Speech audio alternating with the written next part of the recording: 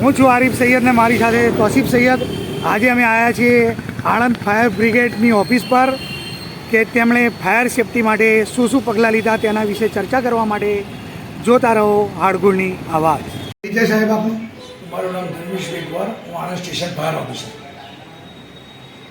હવે આપણે કેટલા એકમો બંધ કર્યા?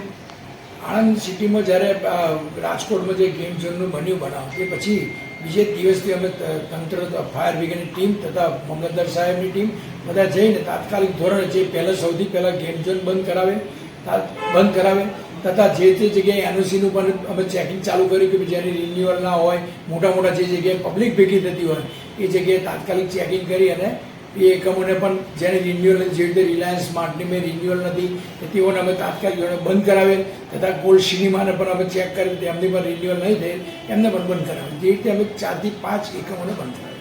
અને કેટલા એકમોને ચાલુ કર્યા?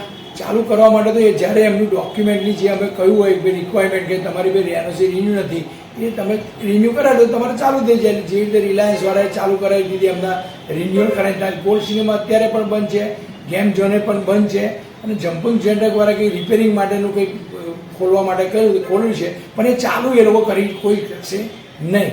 રિલાયન્સવાળાને તો એને પોતાની એનઓસી રિન્યુ થઈ ગઈ એટલે ચાલુ કરી દીધી। અત્યારે આણંદનો વિકાસ ખૂબ જ થઈ રહેલો છે અને હાઈ રાઇઝ બિલ્ડિંગો માટે તમે શું પગલાં લીધા? હાઈરાઇઝ બિલ્ડિંગને ઓલરેડી જ્યારે નવી બનતી હોય ત્યાંથી રેરામાં જવાનું હોય, રેરામાંથી એને ફાયર સેફ્ટીની સુવિધા માટેનું સર્ટિફિકેટ અહીંથી ફાયરથી લઈ જવાનું હોય છે ને ત્યાં આગળ મંજૂરી ત્યારે જ આપે છે કે જ્યારે ફાયર સેફ્ટીની સુવિધા હોય તો જ। ટ્યુશન ક્લાસીસ જે લોકો ચલાવે છે પ્રાઇવેટ, એના માટે શું પગલાં લીધા? ટ્યુશન ક્લાસીસની જે નાના ટ્યુશન ક્લાસીસ છે એ લોકો તો ઓલરેડી ફાયર એક્સટિંગ્વિશર તક્ષશિલામાં જ્યારે બન્યું તે વખતે એ લોકો લઈ લીધેલા હતા અને અમે પણ રનિંગમાં ચેક કરતા રહીએ છીએ કે એનું જો ફાયર એક્સટિંગ્વિશર છે કે નહીં એ પણ અમે ચેક કરતા રહીએ।